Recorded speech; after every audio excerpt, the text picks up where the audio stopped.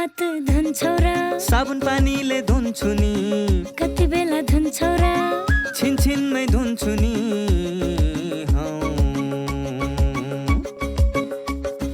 घरमा पस्दा अफिस पस्दा सधैँ धुन्छु हात कोरोनालाई यसै गरी भगाइदिन्छु म त घरमा पस्दा अफिस पस्दा सधैँ धुन्छु हात कोरोनालाई यसै गरी भगाइदिन्छु म त भान्सा छिर्नु अगाडि खाना खानु अगाडि जहाँ त्यही छोएपछि हातले छोपी खोकेपछि हात धुन्छौ र साबुन पानीले धुन्छु नि कति बेला धुन्छौ र छिनछिनमै धुन्छु नि कोरोनाबाट बच्ने 3 उपायहरू। व्यक्ति व्यक्ति बीच 2 मिटर टाढा बस्ने, घरबाट बाहिर निस्कँदा मास्क लगाउने र बेला बेलामा साबुन पानीले मिच्ची 20 सेकेन्डसम्म हात धुने। कोरोनाबाट आफू पनि बचाउँ र अरूलाई पनि बचाउँ। दर्शकवृन्द नमस्कार। कार्यक्रम स्वस्थ जीवनमा यहाँलाई हार्दिक स्वागत छ। कार्यक्रम स्वस्थ जीवन हरेक दिन प्रसारण गर्ने गर्छौँ हामी एनटिभी प्लस, एनटिभी कोहलपुर अनि एनटिभी इटहरीबाट। नेपाल सरकार स्वास्थ्य तथा जनसङ्ख्या मन्त्रालय, राष्ट्रिय स्वास्थ्य शिक्षा सूचना तथा सञ्चार केन्द्र र नेपाल टेलिभिजन बीचमा सहकार्य भई निर्माण एवं प्रसारण हुने गर्छ यो कार्यक्रममा हामी स्वास्थ्य सम्बन्धी विभिन्न समस्याका समाधान खोज्ने प्रयास गर्छौँ। त्यसका लागि धेरैजसो विज्ञहरूसँग कुराकानी गर्ने गर्छौँ। यहाँहरूकै प्रश्नका आधारमा, जिज्ञासाका आधारमा हामी विषयवस्तु र विज्ञहरू छनौट गर्ने गर्छौँ। दर्शकवृन्द, हामीले समृद्धिको सपना देखेका छौँ। हामी सुख चाहन्छौँ, समृद्धि चाहन्छौँ। त्यसका लागि स्वास्थ्य अत्यन्तै महत्त्वपूर्ण कुरा हो। स्वास्थ्य नै राम्रो भएन भने न त सुख भेट्न सकिन्छ, न त समृद्ध हुन नै सकिन्छ। त्यसैले पनि राज्यले नै यो नीति लिइरहेको यो परिप्रेक्ष्यमा नेपाल टेलिभिजनले पनि मन्त्रालयसँगको सहकार्यमा यो कार्यक्रम सुरुवात गरेको हो। आज पनि हामीसँग त्यस्तै केही महत्त्वपूर्ण विषयहरू रहेका छन्। आउनुहोस् ती विषयवस्तुतिर प्रवेश गरौँ।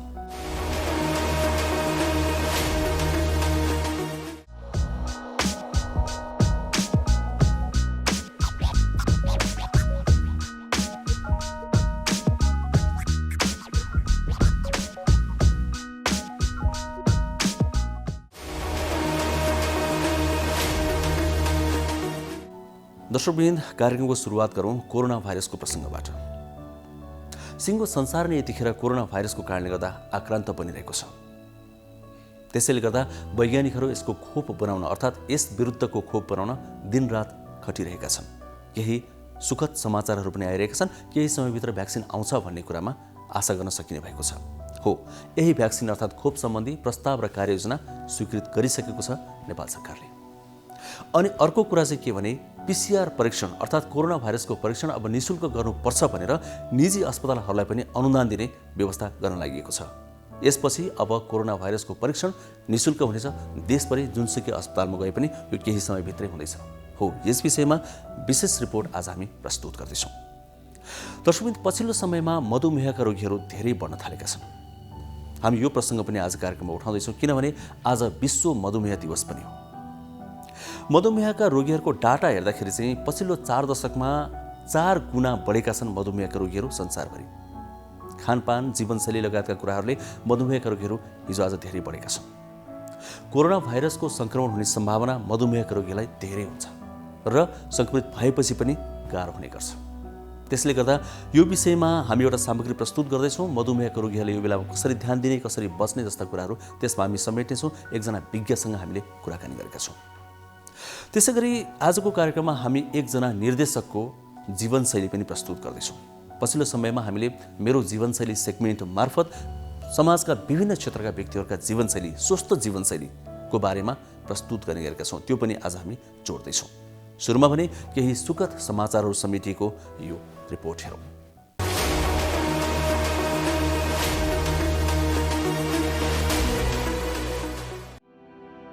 सरकारले कोभिड-19 संक्रमित नागरिकको परीक्षण र उपचार खर्च निःशुल्क गर्ने निर्णय गरेको छ। निर्णय कार्यान्वयनका लागि आवश्यक व्यवस्था गर्न मन्त्री परिषद बैठकले स्वास्थ्य तथा जनसङ्ख्या मन्त्रालयलाई निर्देशन समेत दिएको छ। मन्त्री परिषद बैठकले कोभिड-19 भ्याक्सिन समयमै आपूर्ति गर्ने व्यवस्था मिलाउन अर्थ, स्वास्थ्य र परराष्ट्र सचिव सम्मिलित 3 सदस्यीय समिति समेत गठन गरेको छ। साथै प्रधानमन्त्री केपी शर्मा ओलीको सबै पारिश्रमिक कोरोना संक्रमण रोकथाम, नियन्त्रण तथा उपचार कोषमा जम्मा हुने भएको छ। मन्त्री परिषद बैठकले प्रधानमन्त्री ओलीको सबै पारिश्रमिक कोषमा जम्मा गर्ने निर्णय गरेको हो। यस्तै उपप्रधानमन्त्री, मन्त्री र राज्य मन्त्रीहरूको तलब 50% रकम पनि कोषमा जम्मा गर्ने निर्णय सरकारले गरेको छ। 2077 कार्तिकदेखि चैतसम्मको तलब कोषमा जम्मा हुने सरकारका प्रवक्ता एवं सञ्चार तथा सूचना प्रविधि मन्त्री पार्वत गुरुङले बताउनुभयो। यसैगरी अन्तर्राष्ट्रिय सीमा नाका 30 मङ्सिरसम्म बन्द गर्ने निर्णय पनि सरकारले गरेको छ। यसअघि 30 कार्तिकसम्म सीमानाका बन्द गर्ने निर्णय गरेको सरकारले संक्रमणको दर बढ्दै गएकाले 1 महिना लम्ब्याएको मन्त्री गुरुङले बताउनुभयो। तर नेपाल आउनै पर्नेहरूको हकमा सरकारले तोकेका स्थानबाट प्रवेश गर्न पाइनेछ। यसैगरी विदेशमा अलपत्र परेका नागरिकहरूको हकमा अब उद्धार उडान नहुने भएको छ। कोभिडका कारण विदेशमा अलपत्र 1,36,216 जनालाई उद्धार गरी स्वदेश फर्काइएको उल्लेख गर्दै मन्त्री गुरुङले अब नेपाल आउनै पर्ने नागरिकहरूको हकमा नियमित उडानबाट ल्याउने व्यवस्था मिलाउने पनि बताउनुभयो। हामीले स्वास्थ्य मन्त्रालयसँग सम्बन्धित रहेर स्वास्थ्य मन्त्रालयको प्रस्तावमा यहाँलाई विशेषतः कोरोना भाइरस कोभिड-19 को विरुद्धमा प्रयोग हुने खोप नेपालमा उपयोग गर्न खोप सम्बन्धी प्रस्ताव तथा कार्ययोजना स्वीकृत भएको छ। सँगै हामीले स्वास्थ्यसँग सम्बन्धित कोरोना भाइरस कोभिड-19 को संक्रमणको उपचार बापत अस्पतालहरूलाई अनुदान उपलब्ध गराउने सम्बन्धी तेस्रो संशोधन आदेश 2077 स्वीकृत भएको छ। त्यसमा हामीले सरकारी स्वास्थ्य संस्थाहरूमा कोभिड-19 को परीक्षण र उपचार निःशुल्क गर्ने कुराहरू छ र त्यसमा हामीले धेरै कुराहरू यससँग सम्बन्धित रहेर तेस्रो संशोधन आदेश 2077 मा धेरै महत्त्वपूर्ण विषयवस्तुहरू र स्वास्थ्यसँग जो स्वास्थ्य क्षेत्रमा रहेको जे चर्चा छ, टिक्का टिप्पणी छ, यी सबै कुरोहरूलाई राज्य र सरकार त्यसको अभिभावक हो र राज्यले त्यसको जिम्मा लिने निर्णय अहिले नेपाल सरकारले मन्त्री परिषदले निर्णय गरेको कुरो म यहाँको बिचमा राख्न चाहन्छु। त्यस्तै हामीले स्वास्थ्य तथा जनसङ्ख्या मन्त्रालयका अर्को प्रस्तावमा भक्तपुर क्यान्सर अस्पताल विकास समिति गठन गर्ने र त्यस्तै अन्य प्रत्यारोपण समन्वय समितिको पनि गठन हुने काम भएको छ र यी एउटा निर्णयहरूसँगै यहाँहरूको बिचमा विश्वव्यापी महामारीको रूपमा फैलिएको कोभिड-19 को रोगको संक्रमणबाट सुरक्षित रहनको लागि छिमेकी मित्र राष्ट्रहरू लगायत अन्य मित्र राष्ट्रहरूले चालेको प्रयास र अनुभव समेतलाई ध्यानमा राखी यस क्षेत्रमा बसोबास गर्ने व्यक्तिहरूलाई हामीले जुन एउटा निर्णयमै पनि कोभिड-19 को संक्रमण रोकथाम, नियन्त्रण तथा प्रतिकारको सन्दर्भमा यसअघि नेपाल सरकारबाट भएका निर्णयहरू प्रभावकारी रूपमा कार्यान्वयन गर्नको निम्ति धेरै हामीले निर्णयहरू गरेका छौँ। जो हामीले निर्णय गरेको नेपाल सरकार संक्रमण रोग 2020 को दफा 3 को पनि कुरोहरू गरेका छौँ र 2000 कार्तिक 30 गतेसम्म जुन किसिमको आगमनहरू हामीले जो प्रवेश दरहरूलाई हामीले आगमनलाई रोकेका थियौँ, फेरि त्यसलाई मङ्सिर 30 गतेसम्म फेरि यथावत कायम गर्ने यस्ता निर्णयहरू जो भएका छौँ। यो यहाँले वेबसाइटमा यसको निम्ति विस्तृत रूपमा हेर्न पाउनुहुनेछ।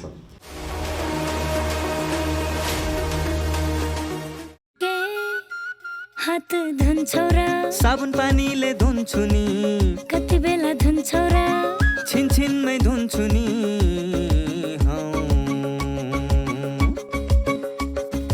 घरमा पस्दा अफिस पस्दा सधैँ धुन्छु हात, कोरोनालाई यसै गरी भगाइदिन्छु म त। घरमा पस्दा अफिस पस्दा सधैँ धुन्छु हात, कोरोनालाई यसै गरी भगाइदिन्छु म त। भान्सा छिर्नु अगाडि, खाना खानु अगाडि, जहाँ त्यही छोएपछि हातले छोपी खोकेपछि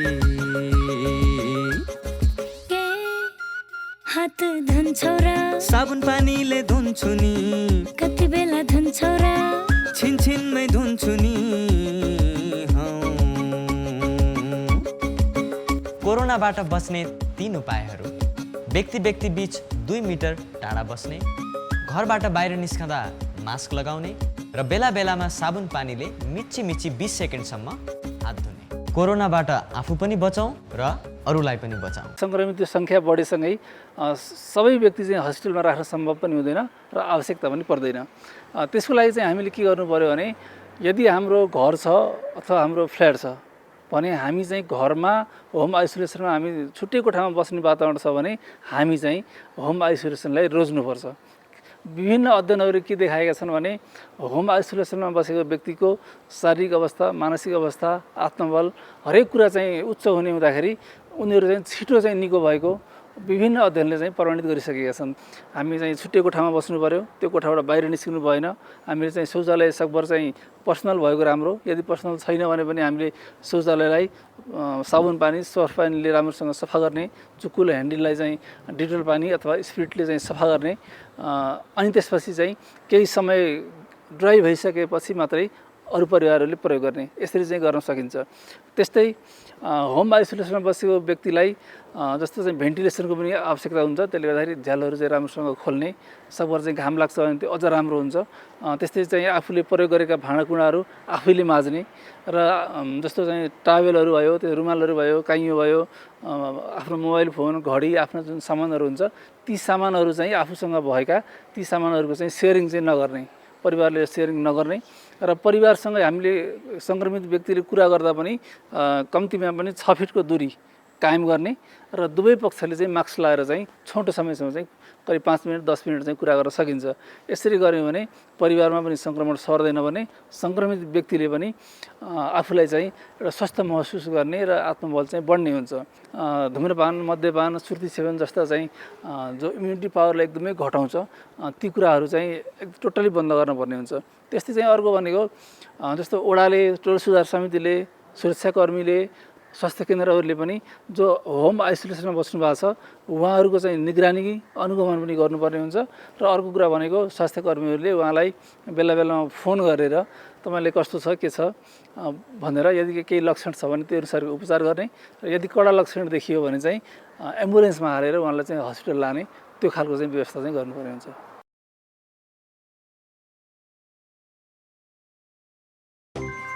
दिदी मास्टर मास्क छ दिनु न 3टा। भाइ एउटा कुरा भनौँ, भन्नु न दिदी। थाहा छ सही तरिकाले मास्क लगाए मात्रै कोरोनाबाट बस्न सकिन्छ नि। लगाउने त हो, अब लाउन पनि सही र गलत तरिका हुन्छ र दिदी। सही तरिका हुन्छ नि भाइ। पहिला साबुन पानीले हात धुने, मास्क सफा छ छैन हेर्ने, मास्क पाल परेको छ कि छैन हेर्ने, फेरि 3 पत्र भएको मास्क मात्रै लगाउने हो। अनि यो मास्कमा 3 पत्र छ त? छ नि, ल हेर्नुस् त। मास्क लगाउँदा यसको डोरीमा मात्र छुनुपर्छ, नाक, मुख, चिउनोमा टमक्क मिल्नुपर्छ। अनि अर्को कुरा, मास्क लगाइसकेपछि घरिघरि छुनु हुँदैन नि हातले। अनि यो फेरि प्रयोग गर्न मिल्छ र? कपडाको मास्क त धोएर लगाउँदा नि मिलिहाल्छ नि। हो, यसै गरी लगाउने हो नि मास्क। घरबाट बाहिर निस्किँदा अनिवार्य मास्क लगाऊ। कोरोनाबाट आफू पनि बचाऊ र अरूलाई पनि बचाऊ। स्वास्थ्य तथा जनसङ्ख्या मन्त्रालय र एनसेलद्वारा जनहितमा जारी। नमस्ते, म डाक्टर विजेश राज घिमिरे, क्यान्सर रोग विशेषज्ञ। म यहाँहरूलाई आज हाम्रो क्यान्सर र कोभिडको बारेमा केही भन्न गइरहेको छु। यहाँहरूलाई थाहै छ हामी यो क्यान्सर बिरामीहरूमा हाम्रो रोगसँग लड्ने क्षमताहरू अलिक कम भएको हुनाले यो हाम्रो कोभिड या यो रोग चाहिँ उहाँहरूलाई केही गरी भइहाल्यो भने चाहिँ अलिकति जटिल रूपमा जान सक्ने र ज्यान पनि जान सक्ने किसिमबाट अगाडि बढ्न सक्ने भएको हुनाले हामीले चाहिँ क्यान्सर रोगको बिरामीहरूलाई चाहिँ यसबाट बच्नलाई यसबाट सावधानी अपनाउन चाहिँ एकदमै धेरै नै जरुरी छ। त्यसैले गर्दाखेरि म यहाँहरू सबैलाई, अरूहरूले त सबैले गर्नु नै पर्छ, तर यहाँ क्यान्सर रोगीहरूले चाहिँ र क्यान्सरबाट उपचार गराइरहेका या क्यान्सर लागेर निको भइसकेका बिरामीहरूले चाहिँ यसमा एकदमै नै धेरै याद गर्नुहोला। अर्को कुरा चाहिँ के छ भनेदेखि हामीले अब क्यान्सरको लागि भनेर उपचार गर्नै पर्ने बिरामीहरू जसको लागि चाहिँ हाम्रो अलि मतलब निको पार्न सकिने खालका रोगीहरू चाहिँ क्यान्सरको उपचारमा आउनलाई एकदम जरुरी छ। कोरोनाकै बिचमा पनि हामीले उपचार दिइरहेका छौँ र यसमा चाहिँ कि यहाँहरू आत्तिनु पर्दैन, हामीले सबै हाम्रो आफ्नो प्रिकसनहरू लिएर उपचार गरि नै रहेका छौँ। तर पनि अब धेरै बिरामीहरू चाहिँ यहाँ के भन्छ क्यान्सरको अब उपचार सकिसकेर जेनरल फलोअपमा या कुनै जरुरी नभइकन पनि हस्पिटल कहिलेकाहीँ फाटाफुट्टा आउने गर्नुभएको छ। उहाँहरूलाई हामी के भन्न चाहन्छौँ भने जरुरी भएमा मात्रै हस्पिटल आइदिनु होला, होइन भने चाहिँ हामी सबैलाई मोबाइलबाट या अरू कुनै माध्यमबाट चाहिँ फोन गरेर अथवा हामीले उहाँहरूलाई यहाँ परामर्श दिन सक्छौँ र सबै चाहिएको मान्छे चाहिँ क्यान्सर उपचारमा आउनु होला, जरुरी पनि छ। तर नचाहिएका मान्छेहरू चाहिँ घरमै बस्नु होला र पर्नु पर्यो भनेदेखि चाहिँ डाक्टरसँग चाहिँ अरू माध्यमबाट चाहिँ हामीलाई सम्पर्क गर्नु होला।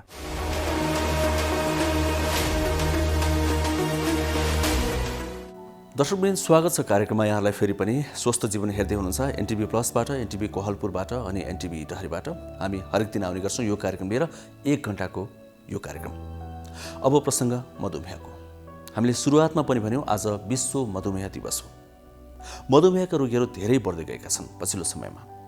नेपालमा पनि यसका रोगीहरू धेरै बढ्दै गएका छन्। मधुमेह एक दीर्घ रोग हो। यद्यपि जीवनशैलीमा ध्यान दिइयो, खानपानमा ध्यान दिइयो भने धेरै डराउनु चाहिँ पर्दैन भनेर विज्ञहरूले भन्ने गरेका छन्। अहिलेको समयमा कोरोना भाइरसको यो समयमा मधुमेहका रोगीहरू बढी जोखिममा छन् भनेर विज्ञहरूले भनिरहेका छन्। अर्थात् सङ्क्रमित हुने सम्भावना बढी हुन्छ भनेर विज्ञहरूले भनिरहेका छन्। सङ्क्रमित भइसकेपछि पनि गाह्रो हुन्छ र त्यस्ता व्यक्तिहरूको मृत्युदर बढी छ भनेर पनि भनिरहेका छन्। त्यसो भए यो समयमा मधुमेहका रोगीहरूले कसरी सतर्कता अपनाउने, के कुराहरूमा ध्यान दिने, खानपान कस्तो हुनुपर्छ, जीवनशैली कस्तो हुनुपर्छ हो, यिनै कुरा समेटेर हामीले एउटा सामग्री तयार पारेका छौँ। आजको स्वास्थ्य संवादमा हामी मधुमेहसँग सम्बन्धित यो प्रस्तुति अब प्रस्तुत गर्दैछौँ।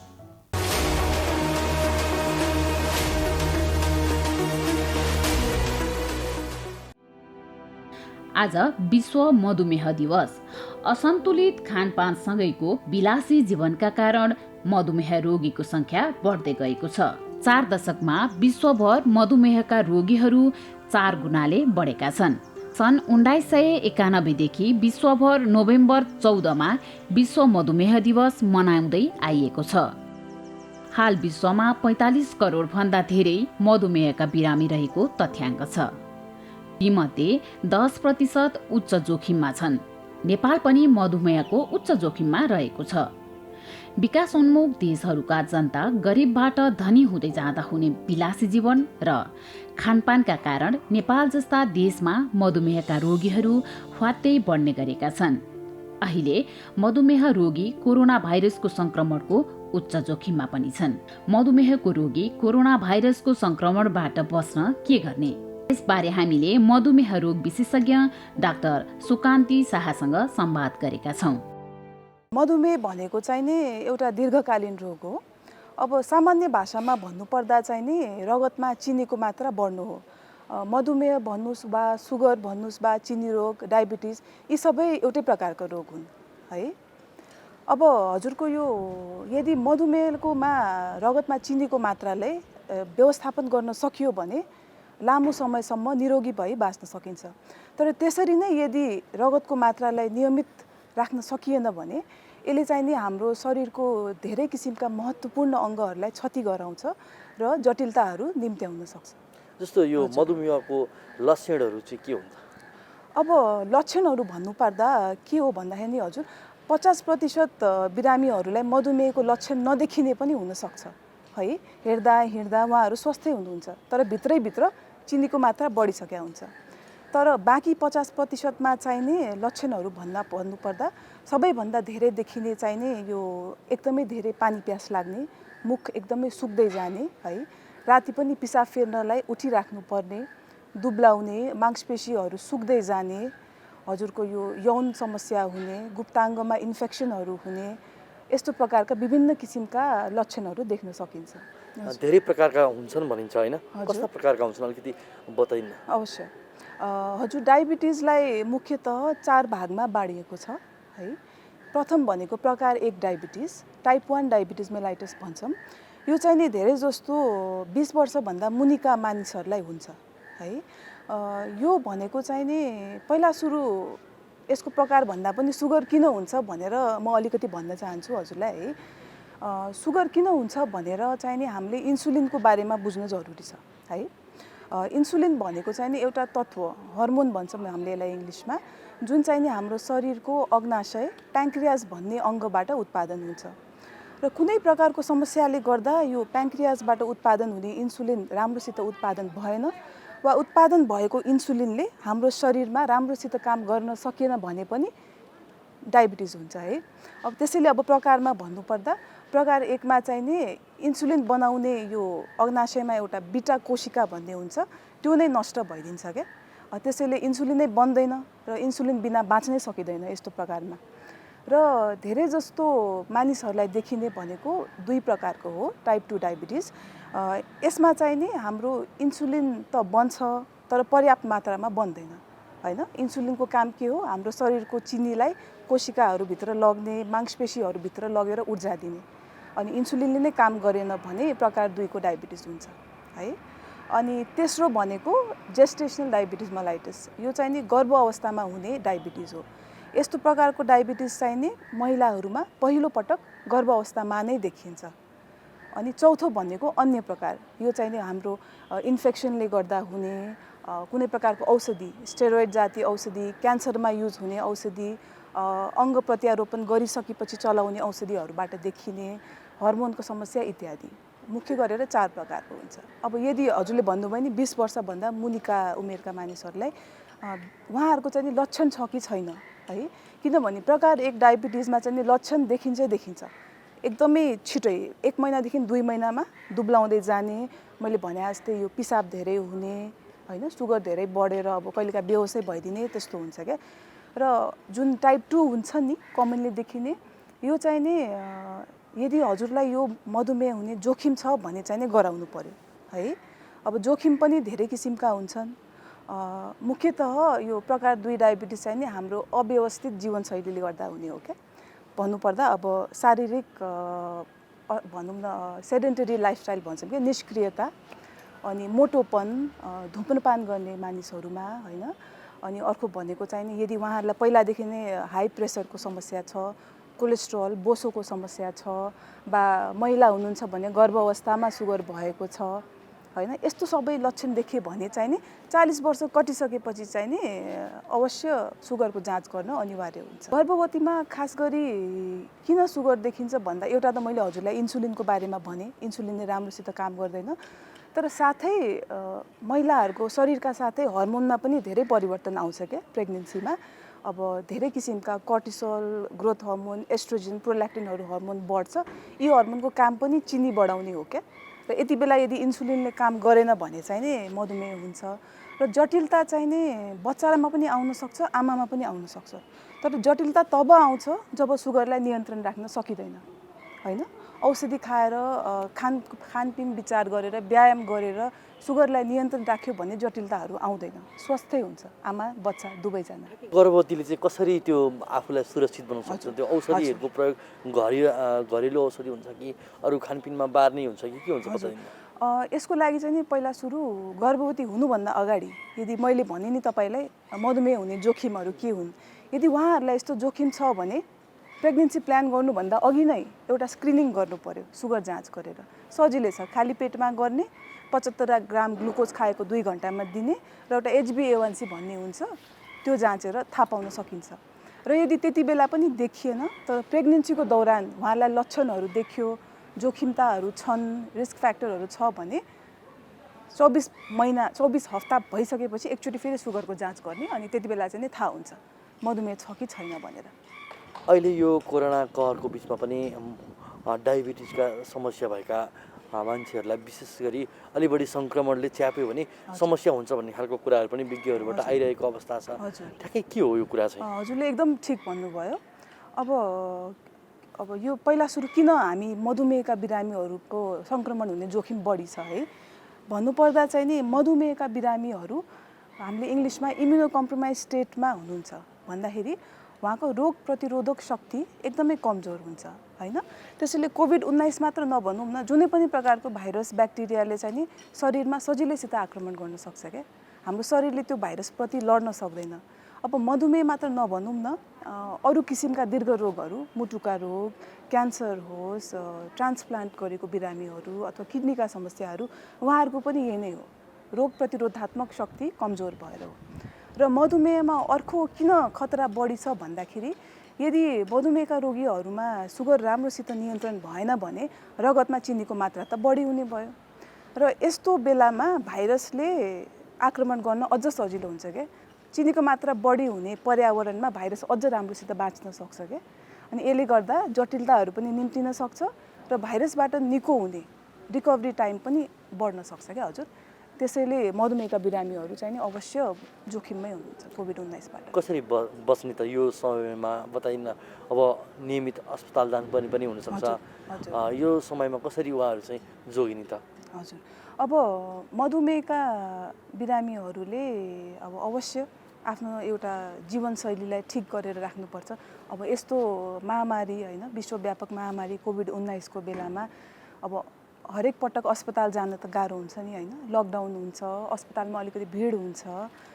त्यसैले चाहिँ नि उहाँहरूले चाहिँ नि के गर्न सक्नुहुन्छ भन्दाखेरि एउटा भनेको चाहिँ नि हाम्रो रेगुलर साबुन पानीले हात धुने, सेनिटाइजर युज गर्ने, मास्क युज गरौँ अथवा बाहिर जाँदा अलिकति डिस्टेन्स मेन्टेन गर्ने भयो। र अर्को भनेको चाहिँ नि चिनीको मात्रालाई नियन्त्रणमा राख्नु पर्यो। कसरी? यसका मुख्य 3टा भाग छन् होइन। प्रथम भनेको डायट, के खानुहुन्छ उहाँको होइन, पोषिलो खानु पर्यो, सुगरको बिरामीले खाने डायट एउटा फलो गर्नु पर्यो है। दोस्रो भनेको व्यायाम, लकडाउन छ, भिडभाड छ, कोरोना छ भनेर घर बाहिर गरेर म व्यायाम गर्न सक्दिनँ भनेर बस्ने होइन, घरभित्र पनि व्यायाम गर्न सकिन्छ नि है हजुर। आधा घन्टा जति घरभित्रै बसेर व्यायाम गर्ने, योगा गर्नुहोस् वा स्किपिङ गर्नुहोस्, वकिङ गर्नुहोस्, आँगनमा हिँड्न पनि सकिन्छ। र तेस्रो आउँछ औषधि। औषधि 2 प्रकारको हुन्छ मधुमेहमा, मुखबाट खाने ओरल औषधि वा सुई हो। यो दुवैलाई चाहिँ नि हजुरले नियमित रूपमा लिनुपर्ने हुन्छ। यो 3टा कुराहरू ठिक राख्यो भने कोरोनाबाट सङ्क्रमण हुने जोखिम पनि घट्छ र यदि सङ्क्रमित भयो भने पनि एकदमै सिरियसली क्रिटिकल अवस्थामा चाहिँ नि बिरामी हुनबाट बच्न सक्छ। विश्व स्वास्थ्य सङ्गठनको अनुसार 80% जति कोभिड-19बाट सङ्क्रमित भएका बिरामीहरूमा लक्षण नहुने देखिया छ, भए तापनि सामान्य रुगाखोकी ज्वरो है। बाँकी 15% चाहिँ नि अलिकति अप्ठ्यारो परेर अस्पतालै जानुपर्ने अवस्था हुन्छ र 5% चाहिँ नि भनौँ न आइसियुमै क्रिटिकल अवस्थामा भेटिन सक्छ। अब मधुमेहका बिरामी यो 3टै क्याटेगोरीमा पर्न सक्नुहुन्छ है। यदि मधुमेह छ र भाइरसबाट सङ्क्रमित भइहाल्यो भने पनि यदि लक्षणहरू धेरै छैन है, कम्फर्टेबल हुनुहुन्छ, अब दिनका दिन ज्वरो हेर्ने, ज्वरो ठिक छ, श्वास प्रश्वासमा केही पनि समस्या छैन, अब रगतमा अक्सिजनको मात्रा घर बसी पनि हेर्नु मिल्छ है, एउटा पल्स अक्सिमिटर भन्ने यन्त्र लिएर त्यो पनि ठिक छ भने किन आत्तिनु पर्यो है। घर बसी सुगर पनि नाप्न सकिन्छ, ग्लुकोमिटर भन्ने यन्त्रबाट सानो घोचेर घर बसी आनन्दले 1 मिनेटमा रगतको रिपोर्ट आउँछ है। तर यी सबै भन्दा पनि अलिकति च्याप्यो भने बिरामीलाई, जस्तो कि ज्वरो एकदमै धेरै आयो, हनहन्ती ज्वरो आयो र औषधिले सिटामोलले पनि ज्वरो घटाएन हजुर, खोकी बढ्दै गयो, सास कष्ट भयो, एकदमै श्वास बढ्यो, अक्सिजन कम भएर यो ओठ निलो हुने, औँलाहरू निलो हुने, यस्तो समस्या आयो भने त अरू केही उपाय छैन हजुर, अस्पताल जानै पर्यो है। यस्तो बेलामा त अब सुगर पनि वात्तै बढ्दै भने त कोभिड-19 का बिरामीलाई अझै गाह्रो हुन सक्छ हैन हजुर, त्यस्तो पनि हो। तपाईले भर्खर पनि भन्नुभयो खानपिनमा विशेष ध्यान दिनुपर्छ भन्नुभयो हैन।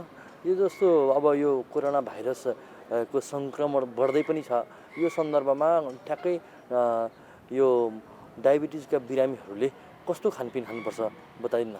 हजुर, अब डायबिटिजका बिरामीहरू भनेको चाहिँ नि के खानुपर्छ भन्नुपर्दा कार्बोहाइड्रेट युक्त खाना, कार्बोहाइड्रेट युक्त खाना हामीले कहाँबाट पाउँछौँ, जुन भनौँ न चिनी, कार्बोहाइड्रेट युक्त खाना भनेको शरीरमा गएर टुक्रिएर चिनी नै बन्छ क्या, अनि यसलाई चाहिँ नि अब इन्सुलिनले नियन्त्रणमा राख्न नसक्ने हो। त्यसैले अब भनौँ न खाना त सुगरको बिरामीले गुलियो त अब बार्नै पर्यो हैन, गुलियो भनेको चिया कफीको चिनीको गुलियो भयो, कोक फ्यान्टा जुसहरू हर्लिक्सहरू जस्तो कुराहरूमा गुलियो हुन्छ त्यस्तो बार्नु पर्यो। अर्को भनेको यो भात, अब हामी नेपालीहरूले के गर्छौँ धेरै मात्रामा भात खान्छौँ 2 छाके है, त्यसैले भुजाको मात्रालाई अलिकति नियमित राख्नु पर्यो है। बरु 1 छाक भुजा खाइदिँदा पनि 1 कचौरा जति नापेर होइन, आफ्नो जिउलाई पुग्दो गरी भुजा राख्ने, बरु दालको मात्रा बढाउने, अलिकति पातलो गरेर दाल बढी पिउने, तरकारीहरू सागसब्जीहरू खानु मिल्यो, गुलियो तरकारी फर्सी आलु चाहिँ नि अलिक कम गर्नु पर्यो होइन। अनि रातिको एक छाकमा चाहिँ नि रोटी ओट्स के खानु रुचाउनुहुन्छ? अब रोटी खायो भन्दैमा पनि 5-6वटा खानु मिल्दैन हजुर। 2 देखि 3टा रोटी, सामान्य हाम्रो दाल तरकारी मासु जे खानु मिल्छ। अब भन्नुपर्दा चाहिँ एकैचोटि धेरै ओभर इटिङ गर्नु हुँदैन क्या मधुमेहका बिरामीहरूले। त्यहीमा अब भनौँ न हामीले ब्रेकफास्ट गर्छौँ, लन्च गर्छौँ, डिनर गर्छौँ, यो बाहेक पनि बिचमा स्न्याक्सहरू खाने क्या हजुर। 2-3 घन्टामा केही न केही खाइराख्ने क्या। यस्तो गऱ्यो भने सुगर पनि राम्रो नियन्त्रणमा बस्छ। अहिले यो महामारीकै बिचमा डायबिटिजका बिरामीहरू चाहिँ आफ्ना लक्षणहरू परिवर्तन भयो अथवा केही समस्या आइहाल्यो भने पनि औषधि किन्न डक्टरसँग कन्सल्ट गर्नुभन्दा नि गुगलतिर गएर सर्च गरेर त्यहाँ खोजेर औषधि खोजेर अनि मेडिकलमा गएर किन्नेहरू पनि प्रशस्तै पाइन्छन्। यो राम्रो हो कि होइन त? हजुर, मेरो पक्षमा चाहिँ नि राम्रो पक्कै होइन। इन्टरनेटको माध्यममा गुगलको माध्यमबाट हामीले धेरै इन्फर्मेसन पाउन सक्छौँ होइन। औषधिको बारेमा पनि सबै लेखेको हुन्छ। तर मलाई लाग्दैन कि बिरामीहरूले आफै नै अब खालि त्यति इन्फर्मेसनबाटै औषधि, अब धेरै प्रकारका हुन्छ नि औषधि होइन, एउटा मात्र औषधि त हुँदैन मधुमेहको। 4 देखि 5, 6, 7 थरी औषधि हुन्छ। सुई इन्सुलिन त्यसरी नै हुन्छ। तर कुन चाहिँ नि औषधि खाने, त्यो औषधिको मात्रा के हो होइन, कहिले खाने, यस्तो सबै डिसिसन त बिरामीहरूबाट त हुन सक्दैन हजुर। त्यसैले यो कुरा चाहिँ नि सही होइन। अब अहिलेको भनौँ न कोभिड-19 को बेलामा, लकडाउनको बेलामा अब मैले नै मेरो बिरामीहरूलाई आफ्नो फोन नम्बर दिन्छु, भाइबर नम्बर दिन्छु, वाट्सएप नम्बर दिन्छु। अब मैले फोन उठाएन भने मेसेज गर्नुहोस् मलाई भन्छु। त्यसरी मैले चाहिँ नि आफ्नो सर्भिस दिइरहेको छु कि बिरामीहरूलाई। सकेसम्म अब अस्पतालमा नआउने, भन्या जस्तै अब घरमै सुगर जाँच गरेर नियन्त्रणमा राख्ने, भएन भने अब केही पनि सिप लागेन भने चाहिँ नि स्वास्थ्यको लागि भनेर अस्पतालमा पनि आउनै पर्ने पनि हुनसक्छ होइन। त्यसैले म चाहिँ नि त्यही नै सल्लाह दिन्छु।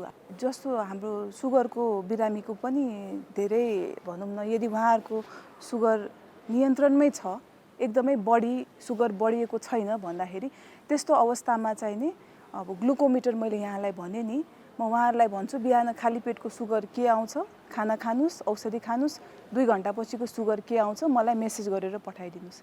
यदि मैले सक्दो होइन औषधिहरू मिलाउन सक्छु भनेपछि म उहाँहरूलाई अस्पताल आएर नै मलाई भेट्नुहोस् त नि भन्दिनँ हजुर। उहाँहरूलाई त्यसरी नै अब सुझाव दिएर औषधिको डोजहरू मिलाएर बरु फोनकै माध्यमबाट 1-2 हप्तामा फेरि हजुरले घरमा सुगर नापेर मलाई मेसेज गर्नुहोस्। यसरी चाहिँ मिलाइरहेको छु। तर अब जुन बिरामीहरूको सुगर धेरै नै बढ्या छ, लक्षण पनि देखिन थाल्यो, त्यस्तो बेलामा त अब भनौँ न यो अरू समस्याहरू थपिन्छन् त, जटिलताहरू हुँदै जान्छन् त। त्यस्तो बेलामा चाहिँ नि अब अस्पतालमै आएर चिकित्सा सुझाव लिनुपर्ने हुन्छ हजुर।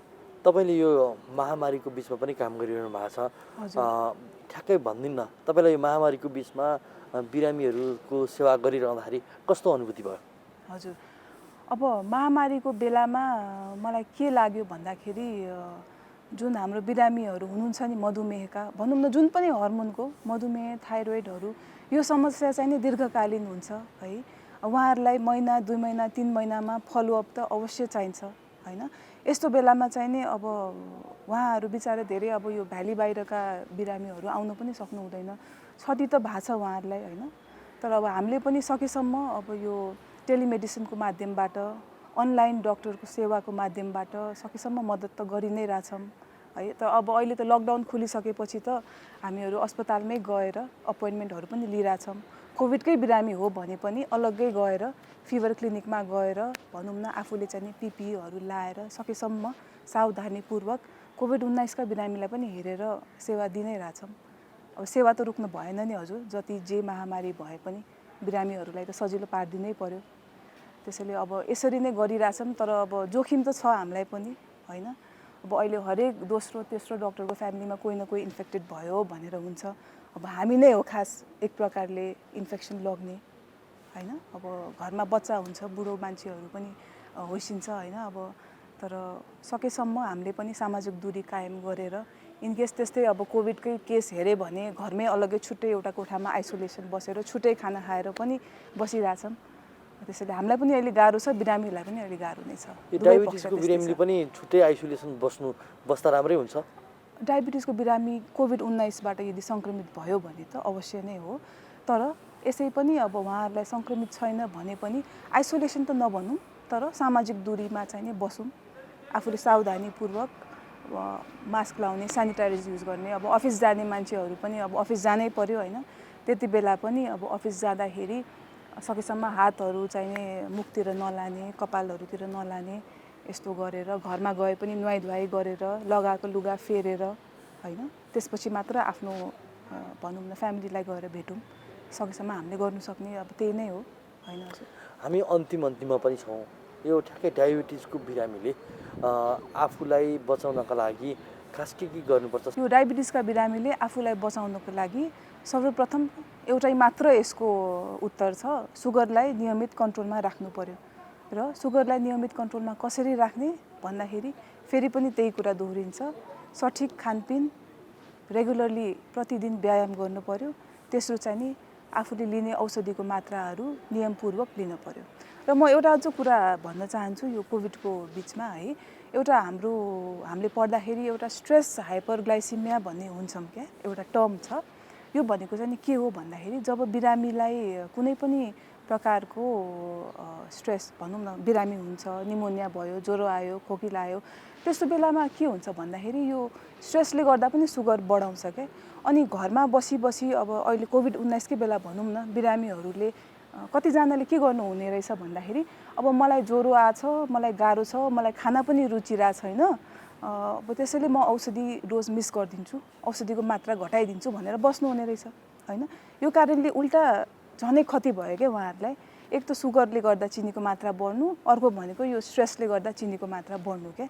अनि यस्तो बेलामा चाहिँ नि एक्कासी धेरै नै सुगरको मात्रा बढेर एउटा इमर्जेन्सी, डायबेटिक इमर्जेन्सी हुनसक्छ क्या। त्यसैले यो चाहिँ एकदमै ध्यानपूर्वक ध्यान दिने कुरा हो। बिरामी भए तापनि ज्वरो आयो, गाह्रो भयो, खाना रुचि नभए पनि औषधि बन्द गर्ने होइन, औषधिको मात्रा घटाउने होइन, घरमा नै सुगर नियन्त्रण गर्ने, ग्लुकोमिटरले चेक गर्ने र त्यसरी मात्र भनौँ न यदि सुगर वात्तै बढ्यो भने डक्टरको सल्लाह लिने। अनि अर्को कुरा, यदि बिरामीलाई बान्ता आयो, दिसा पातलो भयो, एकदमै खानै सक्नु भएन भने यस्तो बेलामा चाहिँ सुगरको मात्रा घट्न पनि सक्छ। यसलाई चाहिँ हामीले हाइपोग्लाइसिमिया, लो ब्लड सुगर भन्छ। रगतमा त्यो ग्लुकोमिटरले नाप्दा 70 भन्दा मुनि जान्छ है। यस्तो बेलामा चाहिँ नि अब कुदी अस्पताल आउनु पर्दैन, घरमै यसको चिकित्सा लिन सकिन्छ। साधारण ग्लुकोज पानी खाने है, 3 चम्चा ग्लुकोज 1 ग्लास पानीमा घोलेर खाने, त्यसको 15 मिनटमा सुगर चेक गर्ने। सुगर बढिसकेपछि चाहिँ नि कुनै प्रकारको बिस्कुट, पाउरोटी, भात अथवा यस्तो कुरा खाने है। त्यसैले यो दुईटा कुरा चाहिँ नि सुगर कम हुने र सुगर हाई हुने, यो दुईटा कुरा चाहिँ नि एकदमै ध्यान दिनुपर्छ।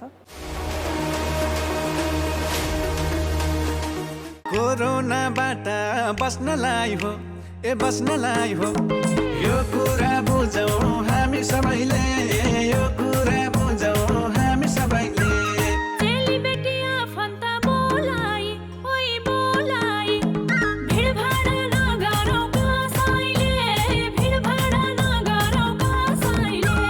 सुरक्षित हुन मास्क लगाऊ, लगाऊ, घर बाहिर साह्रै डर छ हेर, घर बाहिर साह्रै डर छ हेर।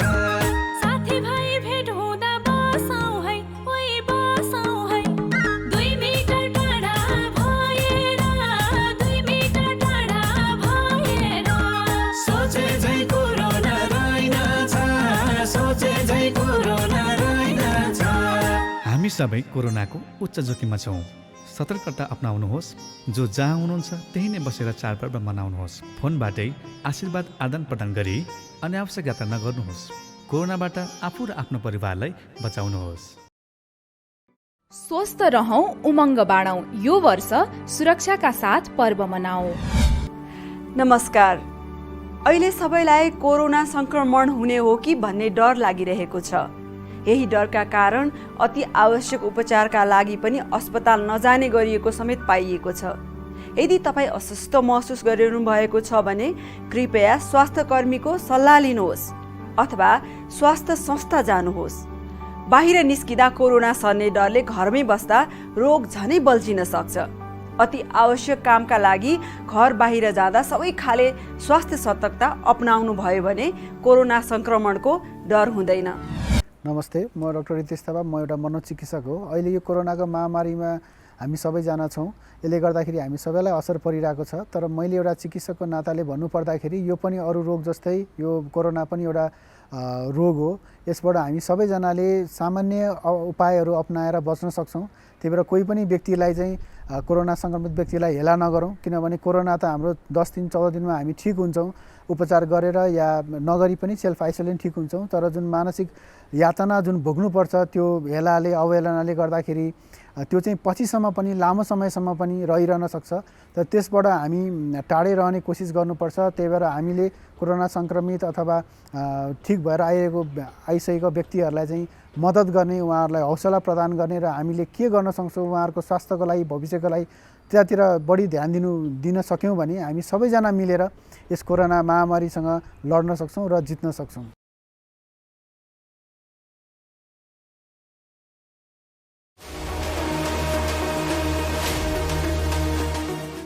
दर्शकवृन्द, प्रसङ्ग फेरि पनि कोरोना भाइरसकै।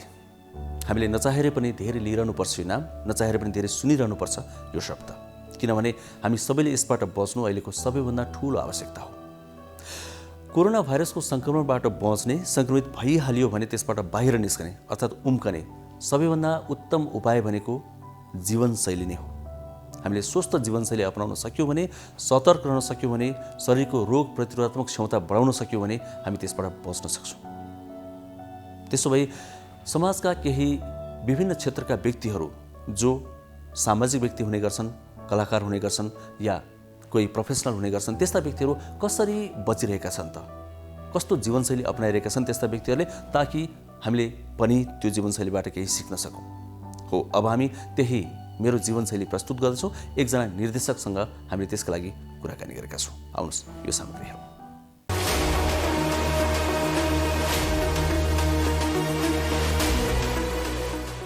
नमस्कार, म हेम प्रभास अधिकारी। पेसाले म्युजिक भिडियोहरू बनाउँछु, निर्देशन गर्छु। स्वस्थ रहनको लागि हामी हरेक मानिसहरू क्षण प्रतिक्षण सचेत भइरहेका हुन्छौँ।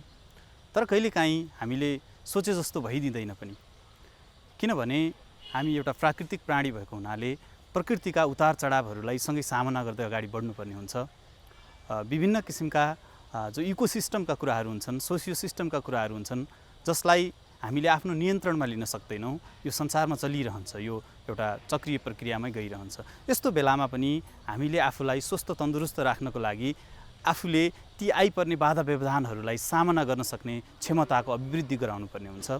मलाई त्यस्तो लाग्छ। र म व्यक्तिगत रूपमा भन्नुपर्दाखेरि बिहान 4 देखि 5 को हाराहारीमा म जहिले उठिसकेको हुन्छु। 4, साढे 4, 5 कहिलेकाहीँ, किनभने कुनै काम विशेषले आदि इत्यादि गर्दाखेरि सुत्ने समय एउटै नहुन सक्छ, त्यसले निर्धारण गर्छ। र 4 देखि 5 को समयमा म उठिसकेको हुन्छु।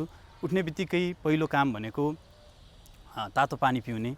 हामी प्रायः सबै त्यही गर्ने गर्दछौँ, तातो पानी पिउने गर्दछौँ। त्यसपछि थोरै शारीरिक व्यायाम, सँगसँगै मैले चाहिँ मेडिटेसन गर्ने गर्दछु।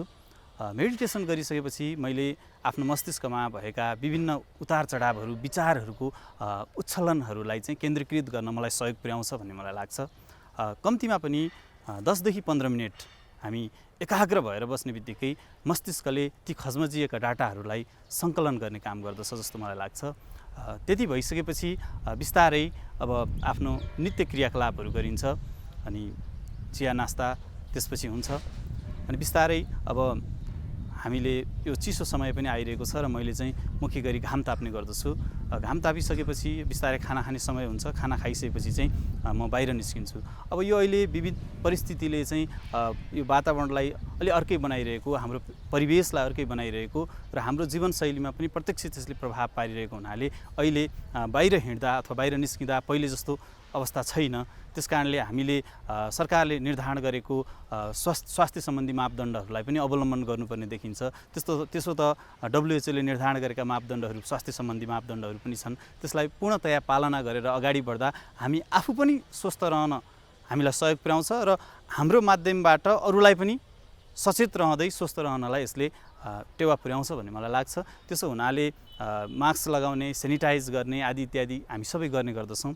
मैले पनि त्यसलाई गर्छु र मेरो चाहिँ व्यावसायिक रूपमा काम म्युजिक भिडियो निर्देशन भन्ने भएको हुनाले हुन त यो बिचमा त्यति धेरै कामहरू त भएको छैन, यद्यपि हामीले कामहरू गरिरहेका छौँ। त्यसरी काम गर्दा पनि हामी समग्र टिम नै जसरी जहाँ गएर जुन लोकेसनमा हामीले काम गर्छौँ त्यसमा पनि हामीले सामाजिक दूरीलाई पनि कायम गरिरहेका हुन्छौँ र एकले अर्कालाई पनि एउटा सहृदय भावनाले, एकले अर्कालाई चाहिँ मेलमिलापको भावनाले हार्दिकता विनिमय अलि परैबाट पनि गर्न सकिन्छ भन्ने किसिमले सबैले आफ्नो ढङ्गले आफ्नो काम गरिरहनु भएको हुन्छ। जस्तो अब हाम्रो लाइटम्यानहरूले लाइटको काम गर्दाखेरि पनि त्यही अनुसार गर्नुहुन्छ, क्यामेरा पर्सनले त्यही अनुसार काम गरिरहनु भएको हुन्छ, मैले डिस्प्ले मोनिटरबाट आफ्नो ढङ्गले काम गरिरहेका हुन्छौँ र त्यसरी हामीले काम गर्दा सामाजिक दूरी पनि कायम गरिरहेका हुन्छौँ र काम गरिरहेका छौँ। त्यसो हुनाले हामीले सचेत भएर काम गर्ने हो भने काम नै बन्द गर्नुपर्छ भन्ने जस्तो मलाई लाग्दैन, किनभने अब यो उतार चढाव त प्रकृतिमा आइरहन्छ।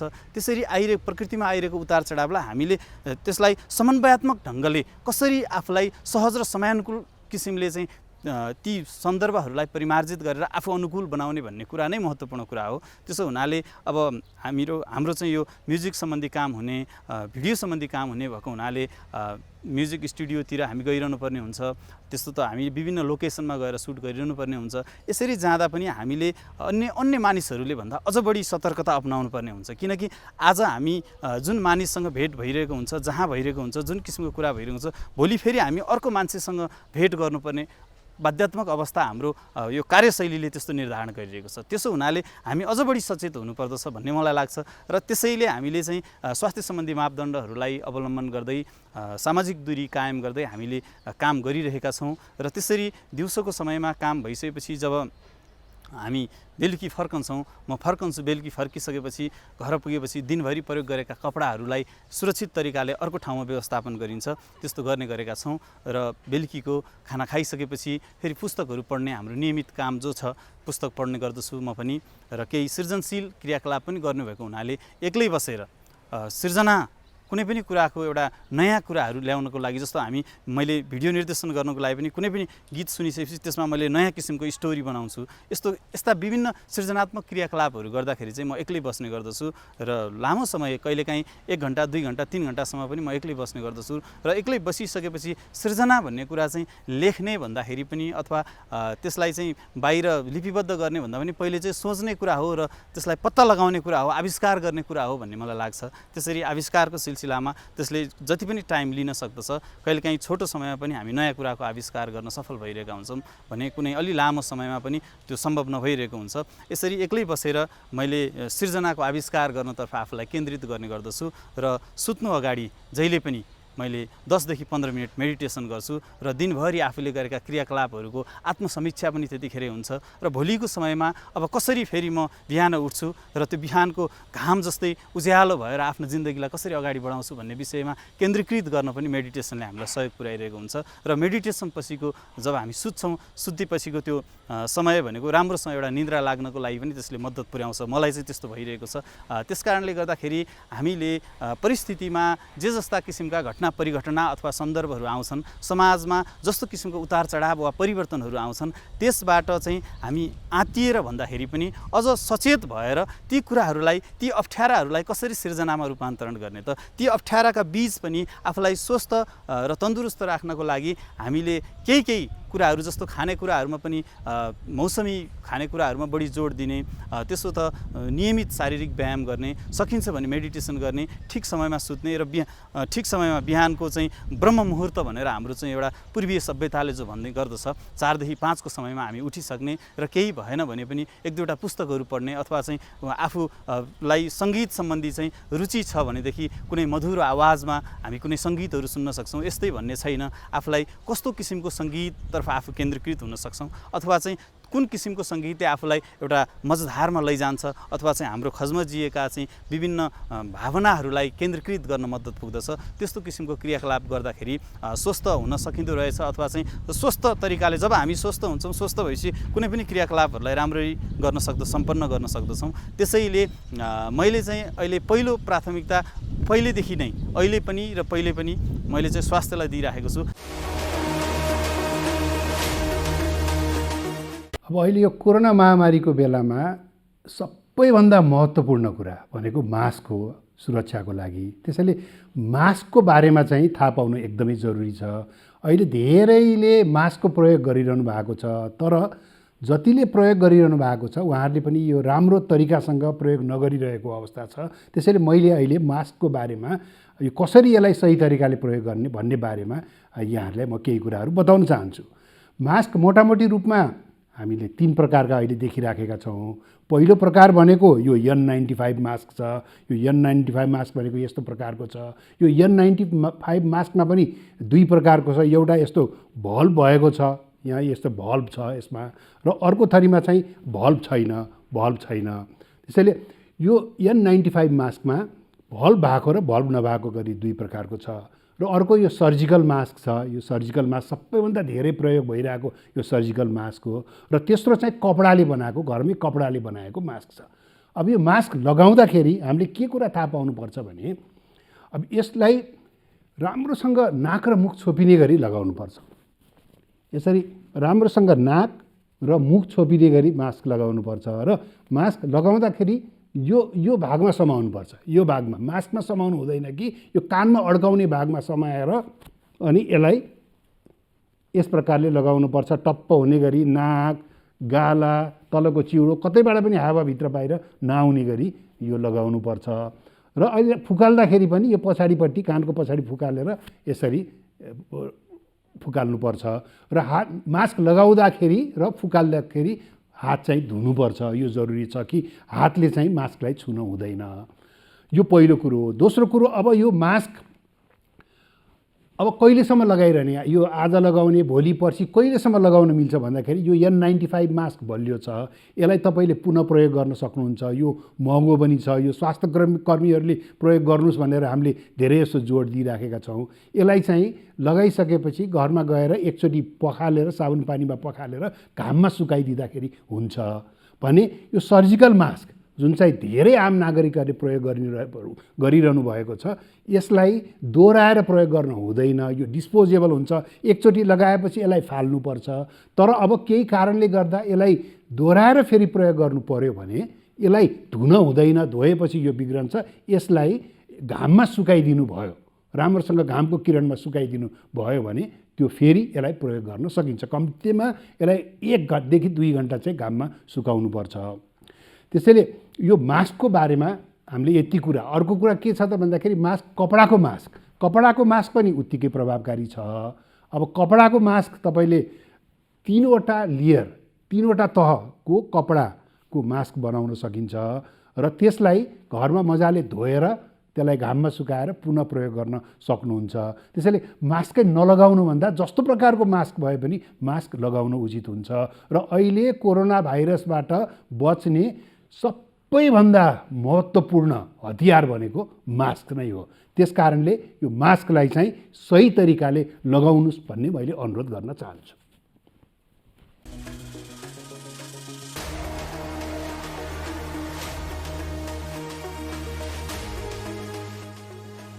कार्यक्रम स्वस्थ जीवन हरेक दिन एनटिभी प्लसबाट बिहान 7 देखि 8 बजेसम्म र पुनः प्रसारण साँझ 5 देखि 6 बजेसम्म। एनटिभी कोहलपुरबाट दिउँसो 1 देखि 2 बजेसम्म र एनटिभी इटहरीबाट दिउँसो 2 देखि 3 बजेसम्म प्रसारण हुने गरेको छ। स्वास्थ्य सम्बन्धी यहाँहरूको कुनै जिज्ञासा वा समस्या भएमा हामी सम्बन्धित विज्ञहरूबाट समाधान खोजी कार्यक्रममा प्रसारण गर्नेछौँ। हामीलाई सम्पर्क गर्ने माध्यमहरू यस प्रकार छन्: फोन, एसएमएस तथा भाइबरको लागि 9843 5293 97, इमेल swasthjivan@ntv.org.np। यस कार्यक्रमको बारेमा आफ्नो सल्लाह, सुझाव र प्रतिक्रिया पनि यहाँहरूले यिनै माध्यम मार्फत दिन सक्नुहुनेछ। साथै कार्यक्रममा के कस्ता सामग्री, विषय वा विज्ञहरू समेट्नु पर्ला भन्ने विषयमा पनि सुझाव दिन सक्नुहुन्छ। कार्यक्रम यहाँहरूले सामाजिक सञ्जाल मार्फत पनि हेर्न सक्नुहुनेछ। YouTube Nepal television, mobile application Nepal television, Facebook facebook.com/nettv2041। नमस्ते, म डाक्टर रितेश थापा। म एउटा मनोचिकित्सक हो। अहिले यो कोरोनाको महामारीमा हामी सबैजना छौँ।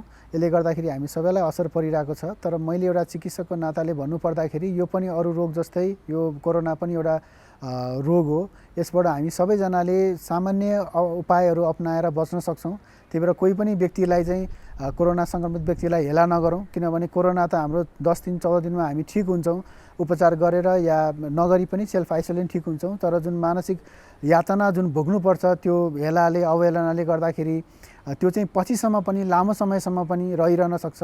तर त्यसबाट हामी टाढै रहने कोसिस गर्नुपर्छ। त्यही भएर हामीले कोरोना सङ्क्रमित अथवा ठिक भएर आइसकेको व्यक्तिहरूलाई चाहिँ मद्दत गर्ने, उहाँहरूलाई हौसला प्रदान गर्ने र हामीले के गर्न सक्छौँ उहाँहरूको स्वास्थ्यको लागि भविष्यको लागि त्यतातिर बढी ध्यान दिन सक्यौँ भने हामी सबैजना मिलेर यस कोरोना महामारीसँग लड्न सक्छौँ र जित्न सक्छौँ। स्वस्थ रहौं, उमङ्ग बाँडौं। यो वर्ष सुरक्षाका साथ पर्व मनाऊ। नमस्कार। अग्रपन्थीमा रहेर कोभिड-19 को प्रतिकार गर्नेहरूको लागि आराम गर्ने र राम्रोसँग सुत्ने, स्वस्थ भोजनहरू गर्ने, शिफ्टहरूको बीचमा शारीरिक गतिविधि गर्ने र प्रियजनहरूसँग फोनमा बोल्ने कार्यले सकारात्मक मानसिक स्वास्थ्य कायम राख्न मद्दत गर्छ। कोभिड-19 को अग्रभागमा हुने केही व्यक्तिहरूले अस्वाभाविक रूपमा परिवार, साथी र अन्य स्वास्थ्यकर्मीहरूबाट लाञ्छनाको सामना गर्नु दुःखद कुरा हो। हामी र हाम्रो प्रियजनको स्वास्थ्यको लागि कडा मेहनत गर्ने उनीहरूलाई हामी सबैले समर्थन गरौँ।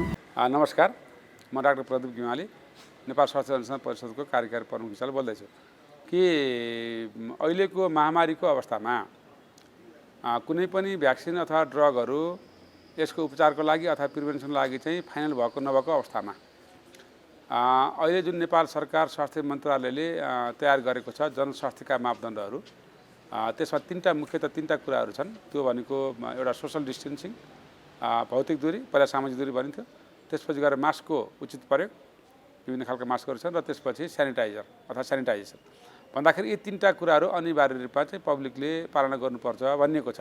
यो जनस्वास्थ्यको मापदण्ड हो र त्यो प्रयोग भएन भने चाहिँ यसको कानुनी चाहिँ तपाईँको दायरामा आउनुपर्छ भनिएको छ।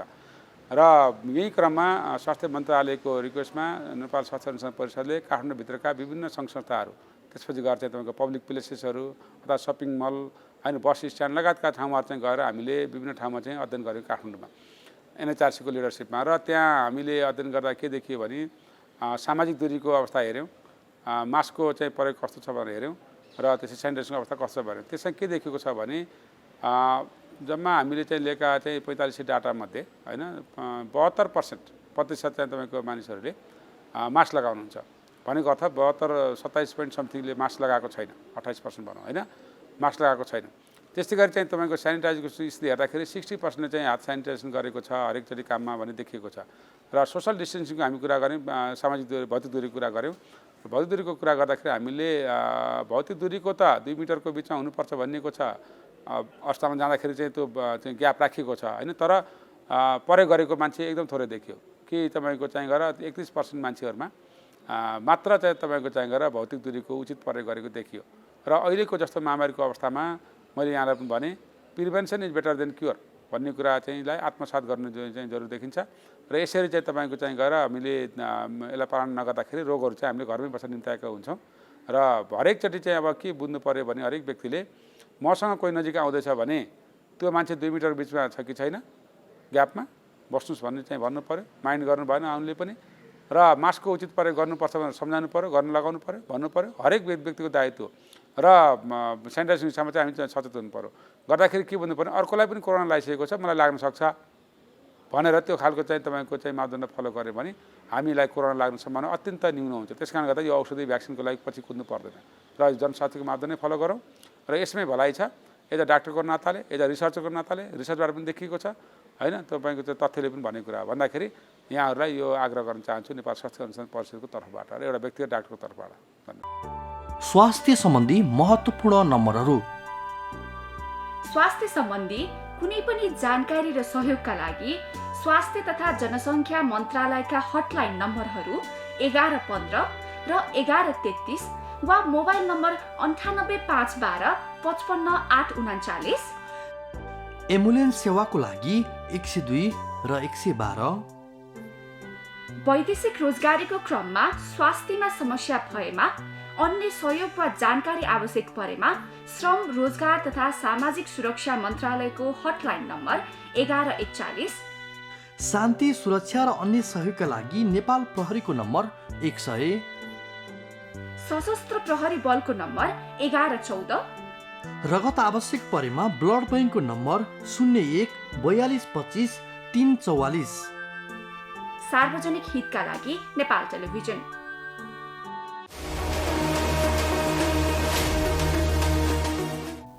दर्शकवृन्द, कार्यक्रमको अन्तिममा आएका छौँ। हामी अब एकैछिनमा छुट्टिन्छौँ। आज हामीले केही विषयमा कुराकानी दर्शकवृन्द कार्यक्रमको अन्तिममा आएका छौँ। अब हामी एकैछिनमा छुट्टिन्छौँ। आज हामीले एउटा रिपोर्ट हेरौँ जहाँ केही सुखद खबरहरू थिए। पक्कै पनि नेपाल सरकारले चालेका केही नयाँ कदमहरूको बारेमा त्यहाँ चर्चा गरिएको थियो। मधुमेहको विषयमा पनि कुराकानी गऱ्यौँ, किनभने आज विश्व मधुमेह दिवस हो अनि एकजना निर्देशकको जीवनशैली पनि हामीले प्रस्तुत गऱ्यौँ र विभिन्न सामाजिक सन्देशहरू पनि हामीले प्रस्तुत गऱ्यौँ।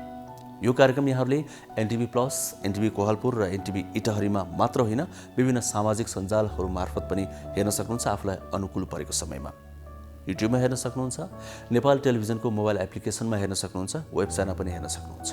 फेसबुकमा पनि हामी प्रत्यक्ष नै जोडिने गर्छौँ। नेपाल टेलिभिजनको फेसबुक पेजमा हेर्न सक्नुहुन्छ। अनि अर्को कुरा, यहाँसँग पनि कुनै जिज्ञासा छन्, कुनै प्रश्न छन् भने या कार्यक्रमको विषयमा कुनै प्रतिक्रिया छ भने हामीलाई पठाउन सक्नुहुन्छ। कुनै पनि माध्यम त्यसको लागि प्रयोग गर्न सक्नुहुन्छ।